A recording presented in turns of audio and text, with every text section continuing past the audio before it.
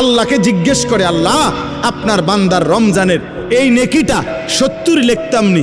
আল্লাহ বান্দার দিকে তাকাইয়া যখন দেখে গুনাহ থেকে মুক্ত, আল্লাহর জিকিরে তার জিব্বা ভিজা, আল্লাহর মহব্বত তার কলিজার মধ্যে, সুন্নাত মোতাবেক তার জীবন, আল্লাহ তখন বলে না 70 না 700 লেখো, 700, 7,000 লেখো, 70,000 লেখো, 7 লক্ষ লেখো, 70 লক্ষ লেখো, 7 কোটি লেখো, 70 কোটি লেখো, 70,000 কোটি লেখো।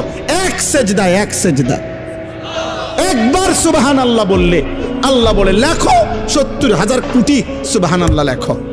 কোন বেলায় আল্লাহ মহব্বতের জোশে, আল্লাহ তার মায়ায় আল্লাহ বলে, ফেরেশতা তুমি লিখো না, আকতুবু, আমি আল্লাহ নিজেই লিখবো। এই নেকি তুমি দিয়া পারতা না, আমি দেবো আমার বান্দার নেকি। বলেন বাপ, বলেন।